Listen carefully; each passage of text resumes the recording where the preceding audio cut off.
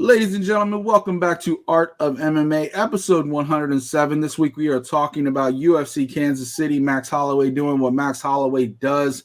We're also going to briefly mention PFL 3. Of course, Brandon's teammate Shane Burgos was making his debut. And then we'll talk about Nate Diaz versus Jake Paul. We talked a little bit about Jake Paul last week, maybe as an opponent for Lyoto, and they announced the fight. So we'll talk a little bit about that. And then we'll finish up talking about Olivier Aubin-Mercier, the Canadian gangster. Before we get all that, make sure you check out fightersfirst.shop. We got officially licensed collections from MMA fighters, boxers, kickboxers like Brandon, professional wrestlers like the Dynamite Kid and Mr. Wonderful Paul Orndorff. So check out all that. Fightersfirst.shop. Let our apparel be a part of your story. Brandon, how you feeling?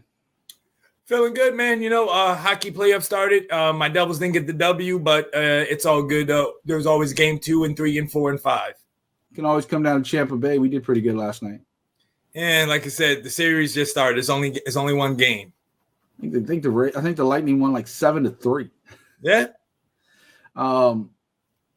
Hockey season is always funny down here because, like, you see a lot of Lightning fans, and like any community. Like I lived in Raleigh when they got the Hurricanes, and it was just a big deal because it was something new. It was exciting. They were winning. Like the first season the Hurricanes came to Raleigh, they went straight to the championship, right? The Lightning have been so successful lately, you can't go to any house, any neighborhood without seeing a bunch of Lightning flags and stuff like that. But you don't hear anybody really talking about them until it comes playoff time. And now the city's buzzing again. Or maybe it was just because Taylor Swift was in town last weekend. I don't know. But it's a joke, Brandon. You're supposed to laugh. No? Okay, cool. Anyway, Brandon, we're here to talk about some fighting today. Last weekend, UFC Kansas City, Max Holloway versus Arnold Allen. You also had Edson Barboza and Billy Q, Ian Cutabella, Pedro Munhoz, a lot of people. Bill Algeo from your backyard, one of my favorite fighters, Brandon Royval, was in action. A lot of going on. We're going to go ahead and start with that main event, Brandon. Max Holloway, I think he's kind of turned into a gatekeeper now because the only person he's lost to in the last several years is named Alexander Volkanovski, or the interim title fight at 155 against Dustin Poirier. Other than that, he's run through everybody in the last 10 years.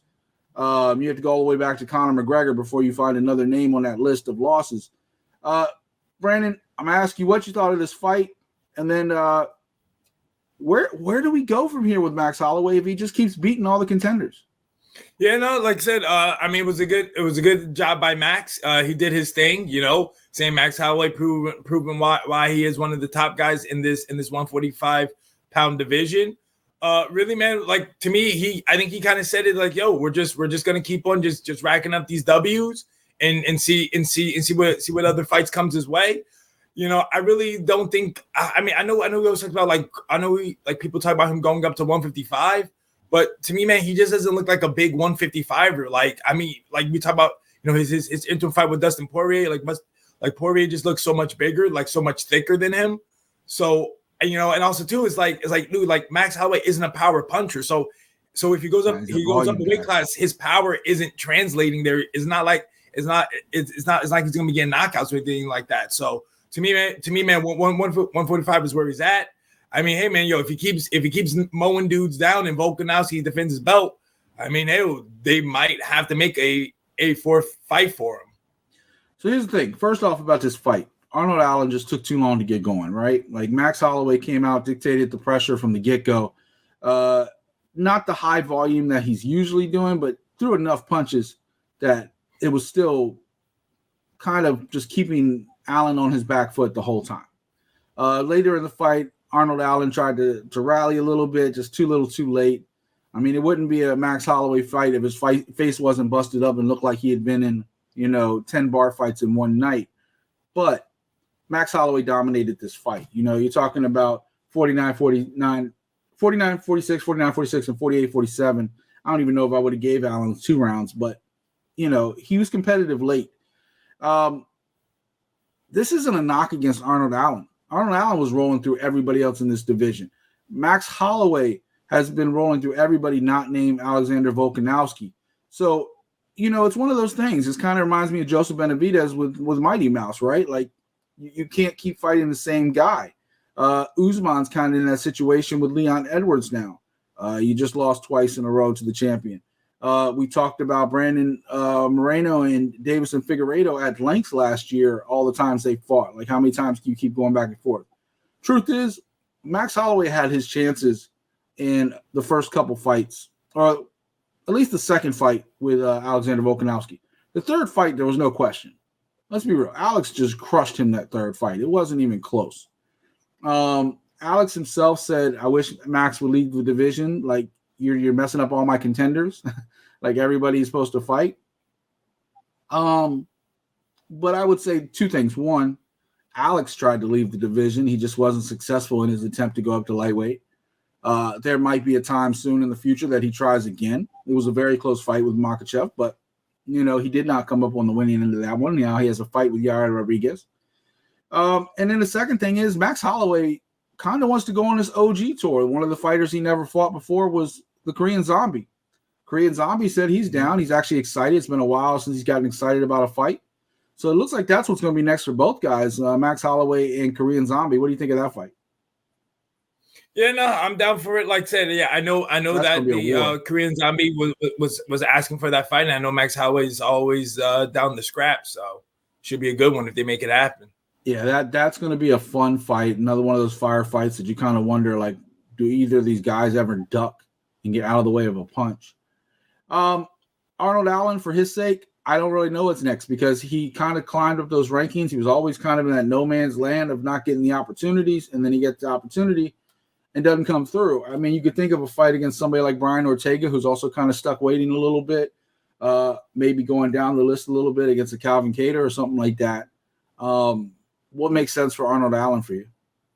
I mean, I guess it would be the Brian Ortega fight because, like I said, he already did fight Calvin Kattar, and even though that fight did end with Kattar getting hurt, but yeah, it didn't. I mean, they could run it back, if they really want to. That Calvin Kattar match, I wouldn't mind that either. But probably maybe a Brian Ortega fight would be interesting. Yeah, I think that I haven't heard Ortega matched up with anybody, so maybe he's been kind of chilling for a while. Also in that card, Edson Barboza, Billy Q. And the funny thing about this fight is, so Barboza got the knockout in the first round with a knee, but Billy Q was the one that came out the first minute or so, kind of like mixing things up with takedown attempts and landing. And it was just one of those things that Billy Q actually was kind of like keeping Barboza off his feet or off his balance, I guess. And just like that, Edson Barboza is just one of those guys that can put you out. What you think of that fight?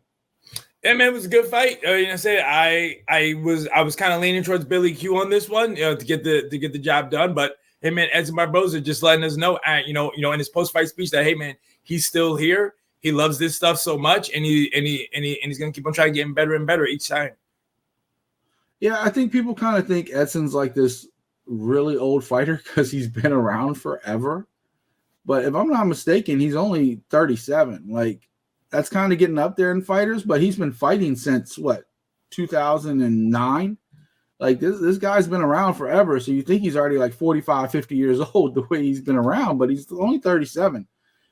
He's been in some wars though. He's got a lot of miles on his body. But the last fight he was really in that was kind of like in his wheelhouse that he lost was the Giga fight. Bryce Mitchell was just taking him down using jiu-jitsu and wrestling. Billy Q kind of tried to mix it up. But before that, we remember the Shane Burgos fight, the Amir Khani fight. He goes through these streaks where he wins a couple, loses a couple, always been kind of up and down. I think Barboza at this point is just always going to be, whether it's 145, 155, just kind of like, unfortunately, you hate to use the word, but a gatekeeper, kind of like Max Holloway. Like, you just kind of like, he's the test. Like, if you want to get to that next level, you got to get through him. And he shuts dudes down just like Max does. So another tough situation. And as far as Billy Q goes, he's always a fun, tough fight. But he always seems to come up just short when it's time to become a contender. So it's kind of tough to like judge him for that. Also on that card, you had Mirzakhanov taking out your boy Dustin Jacoby in a unanimous decision. The Hulk, Ian Kudalaba over Tanner Bozer with a knockout. Pedro Munhoz doing what he does, taking Chris Gutierrez to a decision. Rafa Garcia versus Clay Guida. Am I wrong, or did Clay Guida spit out a tooth at one point? That I remember. I just know he was slick on taking his gloves off, having people think that he was going to retire, and he got this, and he got the post-fight interview to set it up like that. Yeah, Dana was pissed. It's like, you don't do that. Anytime you can piss Dana White off, I'm a fan of yours. So thank you, Clay Guida. But that said, like, there was a point in time where he was like, and around by the cage and stuff, and I was just like, because I was half watching that fight, to be honest with you. But like, I looked at, I saw that, I was like, did he just spit out his tooth? Obviously, you know, Clay Guida's getting up there in age and stuff like that, but he's always a fun fight. But Garcia just dominated that one. In your backyard, Bill Algeo, he came in, took care of business, the submission over TJ Brown. Brandon Royval's back. He just completely dominated Nicolau with a knockout. Your girl Jillian Robertson finally got back in the win column with her submission over Rodriguez. I keep telling you about this kid, Daniel Zellhuber, the Golden Child. Like, he didn't show up in his debut. You know, he had a lot of hype coming in, didn't do it, but he did take care of business against Lando Venata. So keep an eye out for that kid. He's only got one loss. He's very, very good. Denise Gomes over Brazil with a TKO. Gaston Balanos over Aaron Phillips with a decision. And Jocelyn Edwards got the win over Pudalava with a split decision. Brandon, what were some of your highlights on this card other than the main and co-main? Hey man, the double retirement, man. Zach Cummings and Ed Herman. Oh, yeah. You know, I don't know why I didn't say that. I'm sorry. Zach Cummings with a win over Ed Herman. I was going to talk about it at the end, and then that's, you know. Yeah. Brandon's got me up in the morning. So that was a special moment right there. You know, shout out to those guys. I remember Ed Herman from the Ultimate Fighter. You know, and Zach Cummings as well. He too was on the Ultimate Fighter as well. So both guys, Ultimate Fighter alums, both retiring. You know, on the same night, same fight. So you know, that's cool. Yeah, Ed Herman's always been one of my favorite fighters. Just the way he fights, his straightforward, you know, abilities. He's fought a lot of tough guys over the years, never ducked a fight. So Ed Herman's always one of my favorites. Zach Cummings, I've always been kind of up and down on, but, you know, such a talented fighter. Going out with a couple wins, you know, 25-7, nice little career there. I don't believe Zach Cummings is done, though, personally. I know they did the double retirement, but I don't know. You don't know somebody's personal situation, but I think he still has some stuff left in the tank the way he looked that night. So we'll see. Like I said, maybe it's Korean Zombie next for Max Holloway. They would love to do it anywhere. I think Zombie said maybe even in Australia when they go down there would be a fun fight for him. So that would be something to take a look at. But that is UFC Kansas City, UFC KC in the books. Of course, also last weekend, real quick, did have PFL 3. We're not going to talk about it, but I do want to mention a couple of results. Sadar Busai, of course, defending champion, got it done. Magomed Kumirov got it done. Roush Manfio got it done. So a lot of the champions coming back in action, getting it done. And unfortunately, Olivier Aubin-Mercier ruined Shane Burgos' debut. But, you know, just another one of those things. I really personally would love to see Shane at 145. I just don't like him at 155. I know he's got the build to do it easily because he's so muscular. And maybe that's why he went up, because he didn't have to cut as much muscle. But you would know more than I did. Was it just like a business decision, or did he really want to go to 155?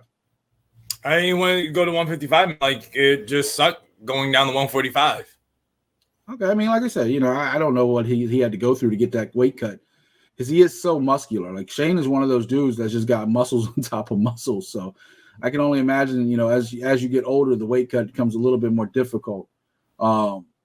He's in a murderer's row. Like, you talking about Mercier, you talking about Clay Collard, a lot of those dudes at 155, Roush Manfio, so many good fighters there. So it's going to be some good fights this season for Shane. I'm not sure who he's going to be matched up in the second half with, but either way, it's not going to be an easy fight. So we'll see. He needs to get a stoppage, though, to get any chance to get into that playoffs if he wants to go on. But, yeah, a lot of great stuff in PFL. All right, next segment, Brandon. We were talking about Jake Paul last week a little bit as a possible maybe retirement fight for Lyoto Machida, but that's MMA. Not even an hour after we got done recording the show, as the press loves to do, loves to get me. Jake Paul announced that he's fighting Nate Diaz on August 5th in Dallas, Texas, American Airlines Arena. Brandon, I got to tell you, at this point, if this fight had happened a couple years ago, I would have been a lot more excited for it than I am now, coming off, the way Nate Diaz has fought the last couple years in the UFC. I know there's going to be a lot of hype. There's going to be a lot of great press conferences and shit talk going back and forth. But as far as the actual fight, are you interested in this? Are you going to watch this? Yeah, man, this is the fight that all MMA fans were clamoring for. It was either Nate Diaz or Jorge Masvidal that they wanted to fight Jake Paul. And here you go. You got one of them now. You got Nate Diaz. This is the fight that Nate Diaz wanted. Remember, man, Nate Diaz wanted the bag. He wanted to get his money, and here's his chance. So, hey, man, I'm happy for Nate. He's gonna get the money that he's been wanting. And then also, too, there's the fight that all these MMA fans have been wanting to have their MMA fighter beat up on Jake Paul. So let's see what happens. Does he though? Hey man, I mean, I don't know how Nate Diaz is going to look at 185. Like I said, there's a bigger weight class than he's usually fought that he's usually fought for in MMA. But I mean, hey man, Jake Paul has to cut down the 185. Nate Diaz might not have to cut down the 185. And also too, I mean, I know Nate Diaz has been training with Andre Ward, so I mean, we got time. You just don't really know. I mean, I think Nate Diaz probably still has the length on him. He does have a good jab. So I mean, it should. I think it should be interesting. I think from a purely boxing point of view, especially what you saw, even though he came up short against Tommy Fury, you saw that Jake could box with a real boxer. That he's been training with some of the top guys in the world for the last 3 years now. Jake Paul is a real boxer at this point. I think from a fan's point of view, you look at this as, he's fighting another aging MMA fighter, right? Like if he had fought Nate Diaz a couple years ago, maybe this would be a lot more close fight. But the truth is, the only person Nate Diaz has beaten in the last several years was another guy who's probably already over the hill at this point in Tony Ferguson. And at that point, Nate looked like the fresher of the two fighters. From a boxing point of view, we've always known Nate has like good in-close, dirty boxing, quick hands, stuff like that. He does have the jab as well. And of course, he'll try to hit you with a Stockton slap whenever he can. But Jake kind of fights from an outside perspective. He doesn't like to get in and kind of scrap with you. He likes to lunge in and lunge out. He likes to throw his combos and get out of there.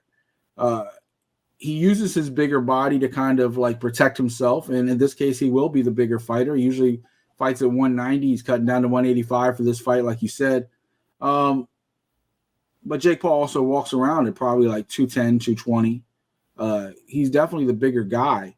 And he's just as long, if not longer, than Nate Diaz. Nate Diaz always had long reach for his division and his height and his opponents. But in boxing, you're talking about, I think Nate's like 5'10", 5'11". Jake Paul's like 6'1". And I think he has more reach. So I think at that point, Andy's like 10, 15 years younger than Nate. So there's a lot of things going for Jake Paul. I don't see this as a good matchup for Nate, but hey, anything can happen. And I'm sure the trash talk going into the fight will lead you to something, to at least try to watch it. I don't know if I'm paying that price tag for that fight, but that said, I think it's worth talking about. I just don't think it's worth watching personally. Nate Diaz is 6 foot. Is he 6 foot? Okay. Yeah, he's 6 foot. He's still got a little bit of a disadvantage on Jake, though, height-wise and length-wise. I'm pretty sure Jake has a longer reach as well. I saw the numbers the other day. It was close, but I think Jake still has like a longer reach. But that said, one of the things that Nate has kind of leaned on the last couple of years is being able to take somebody down and do his wrestling and jiu-jitsu. He hasn't been the boxer that we kind of knew him for earlier in his career. So, but it's there. Like you said, he's training with the son of God, Andre Ward. Who knows what's going to happen in a few months? It's always at the end of the summer, so who knows? Any final words on this one? Yeah, no, man. Like I said, it should be a banger. Let's see what that undercard looks like as well. And by the way, I will point out what Jake wanted to do, and I don't know if it's going to come to fruition. We got to get through the first fight first. He wanted to fight him in his yard. He wanted Nate to come to his yard, and then he was going to go to Nate's yard. So there's a possibility of PFL later next year of them doing an MMA. The only thing I will say about this is that Nate has already said he's Team UFC. That's his family. He said, this is the hilarious part to me. He said, I'm going to go kick his ass in boxing and then go get my belts in UFC. Well, Nate, no disrespect to you, my brother. I love watching you fight. You ain't winning no belts in UFC. You barely survived the last few fights. You're not winning any belts in UFC. Leave a comment. Let us know. Are you going to watch Nate Diaz versus Jake Paul on August 5th in Dallas? Let us know what you think of the fight. Let us know if you're going to watch. Last topic of the day. Brandon's teammate Shane Burgos made his debut against Olivier Aubin-Mercier, the reigning defending lightweight tournament champion or season champion for PFL last year. Brandon, you've always been high on Aubin-Mercier. You always talk really good about him. But I don't think the rest of the world is. I really don't. I don't think most people know his name. The Canadian gangster has been undefeated since he's come into PFL. He did have an up and down run in the UFC, but people forget how young he was when he went to the UFC as well. When he debuted in the UFC, it was only 4 fights or his 5th fight into his career when he joined the Ultimate Fighter Nations cast. He eventually lost in the finals of that to Chad Laprice, went on to win a couple more fights before he lost to Diego Ferreira. And then he lost 3 in a row later in his career to Alexander Hernandez, Gilbert Burns, and Sarukian. So 3 really good fighters before he went over to PFL. He took a couple years off, went to PFL, and since he's come to PFL, 7 in a row, ran through everybody he put in. The only reason he didn't even get into the conversation the first season he was there is because he had weight issues and injury issues. Brandon, why don't people know his name? And do you consider him one of the most underappreciated fighters in the mixed martial arts? I mean, people don't know his name because I said, man, I mean, he's like George St. Pierre, man. He does train with George St. Pierre too. I mean, he's a humble guy, mild guy, doesn't really do much talking, not really doing much media, so he's not really getting himself out there. But I mean, he's a talented guy. He gets the job done. I mean, PFL I think did a good job of showcasing him. He was in their hype videos and everything like that. So and plus 2, he did get the main event spot. So I mean, he's definitely getting the love from them. But again, it's how we always talk about, man. Like usually most MMA fans, all they watch is UFC, and if you're not in the UFC, they're not really thinking about you. But the hardcore fans, man, everybody knows who the Canadian gangster is. But to answer your second part, no, I don't think he's the most underrated person. Yeah, underappreciated person.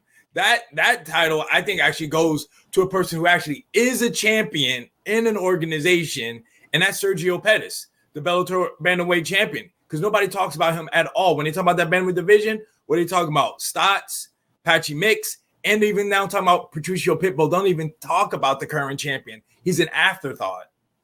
Is that because he's been hurt though?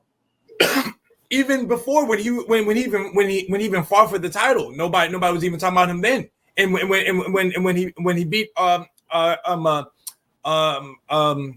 Gucci, they were basically then people were trying to come up and try to say, oh, you know what, really Gucci should really be fighting at 125 anyway. So they were kind of discrediting him anyway. First of all, I love Sergio Pettis. My other thing is that he kind of limped into to Bellator off his UFC career. He wasn't. You know what I'm saying, man? You trying to underappreciate him right now? Well, no. Let's be real. Just like Aubin-Mercier, when he came into PFL, he was coming off those losses in the UFC. Same thing with Pettis. Pettis didn't come running into Bellator with a winning streak. He came in off a couple losses in the UFC and had to reestablish himself, and I think he has. I'm honestly, if it wasn't the fact that Aubin-Mercier had done this for a longer time, over a couple years versus maybe just a year for Pettis, I would have probably agreed with you to an extent, especially since Pettis is a champion. In Bellator, which gets a little bit more eyeballs, you would think people would know, but they immediately even went to a tournament the moment he got hurt to get interim title and kind of dismissed him. I agree with you. But I just think Aubin-Mercier, because one, he's in the PFL, which people just don't talk about, regardless of how good the fighters are. You see every UFC fighter, and Shane Burgos is just the latest example of UFC fighters that come in with a big name, and you can talk about Fabricio Verdum, you can talk about Anthony Pettis. These guys come in with a name, and they lose in the PFL. They lose almost every time. Aubin-Mercier is one of the guys that have won, and he went through fighters like Marcin Held, Nathan Schulte, who's a two-time champion, Roush Manfio, who won the championship, Stevie Ray, who knocked off Pettis a couple times, and now Shane Burgos. This guy is in his prime. He's been fighting now for, I believe, 12 years, and other than those tough losses at the end of his UFC run, he took a couple years off. It kind of reminded me when Jorge Masvidal took a couple years off or a year off and came back and started baptizing people, right? Like Mercier got healthy, and then he found himself, right? He found who he was supposed to be. And now his fighting style, whether it's on the feet, whether it's wrestling, doing a standing rear naked choke on Shane Burgos, like this guy can take the fight anywhere. And I honestly feel that if he was in the UFC right now, he'd be fighting for that lightweight championship. And I think he'd be on everybody's name. Like everybody would be talking about him. And I really wish some of those fights we could run back. I'd love to see him and Gilbert Burns again. I'd love to see him and Sarukian again. Alex Hernandez. I think that would be, at least, I don't think Gilbert Burns, especially since Gilbert's a little bit of a heavier guy fighting at 170 now, but I think he would beat Sarukian now. I think he would beat Hernandez now if I had to put money on those fights happening again. So I don't know if there's anybody in the lightweight tournament or season that can stop him right now. I think Mercier's got to be the favorite to go through again. Do you think he wins it again this year, or do you think he's going to fall short? I mean, gotta wait and see. You never know, man, with injuries happen, everything like that. But again, a lot of names, man, you're mentioning are all guys that actually too used to be in the UFC as well. Like you can't forget, remember, Mercier used to be in the UFC. This is all you, if you want to put that whole UFC caliber and everything like that, like majority of the guys that you named, like Marcin Held was in Bellator, UFC, and in the PFL. So he's been in all three. Olivier Mercier was in the UFC. Shane, ex-UFC, also too came up a weight class. This is his first fight at 155. So hey, it takes time to get used to the weight as well. But Stevie Ray, also too, an ex-UFC guy too as well. So I mean, it's not like he's coming in just being these are fights that could have happened in the UFC and he would have got W's there. But now they're just happening in the PFL. But it's not like he's fighting guys who were never in the UFC. Well, that's what I'm saying, giving him credit, because he's running through very tough competition. It's not like he's fighting no names. It's just a lot of the people in the rest of the, you like to say the MMA world only talks about the UFC. And a lot of these guys aren't UFC anymore. And it's like, if you're not there anymore, it's like you're dead, right? It's like in wrestling, if you leave WWE, you could have a career in eight different promotions. But if you're not there, they're not talking about you. Same thing when you leave the UFC. That's just why I said, you think there's other fighters, and I wouldn't disagree with you, because a lot of saying underappreciated, you could name a dozen fighters right off the top of your head, right? But I do think he falls in that category, and I think the more he wins, I don't think he's getting more appreciation because of where he is. But I do think he has every capability of running through for another $1 million this season, and I think eventually PFL is going to have to back up the truck and pay him to keep him. Otherwise, I could see him ending up in a Bellator who will pay him more, a one who will pay him more, or even back in the UFC. I would say, man, dude, it's all about promotion, man. You promote the person right, they'll get appreciated, because you're thinking somebody like Kayla Harrison, your favorite girl. She's in the PFL. She gets appreciated out the wazoo. Like people automatically assume she is top 3 in the world over here, but behind Cyborg and Amanda Nunes. Yeah, I don't put one loss to make her less than what she is, but she's definitely up there. Exactly, but I'm just saying she's in the PFL, so I mean, like I said, so you could be in the PFL, you could be great, you could still be appreciated. To me, it's all about just getting your name out there and getting interviews done and getting that promotion. Yeah, but you mentioned the best part though. You said it yourself. Is that Kayla talks, Kayla runs her mouth. And Olivia's a quiet dude. Exactly. And that's what I said. I said he's a humble guy. He's like GSP. He doesn't talk. But just because you don't talk doesn't mean that you can't get, more hype videos out there, hype packages, people doing articles about you. Yeah. So I'm saying it's up to the media to help him out with that part if they want to do articles on him. Yeah, it's just one of those things where it's going to have to be the promotion, it's going to have to be the media because he won't do it. And then, like you said, yeah, he's just such a quiet dude. So, leave your thoughts. Let us know what you think about the Canadian gangster. Do you think he's going to run through the season again? If not, who's going to stop him? Leave a comment. Let us know. Hey, Brandon, wait, I was going to say, I was going to say, just speaking of that, you go back to one person who we talk about being underappreciated, who's actually in the PFL. You talk about somebody else being given who could give him troubles in 155. What about the guy who was the champion back-to-back seasons, Nathan Schultz? Man, people forgot about him. He was the after fight. He was the post limb fight. That's how much he's fallen off. Let's talk about that a second. I'm glad you brought that up, and we'll finish the show in a second, folks. But I want to. What the hell was that? That's like some one championship type stuff where they show a couple fights for the cards and then they keep going. You had defending champion Sadib Boussaï. You had Magomed Kamirov. You had Nathan Schulte. All these guys fighting off air. Why? Why would you do that? I get that Shane Burgos and what you wanted him to be your main event. I get that. But why would you put those fights after your so-called main event to be like off-air dark fights? That's just the worst broadcasting decision I've seen in a long time. Any thoughts on that? And I just thought that they were going to run out of time. Then start earlier.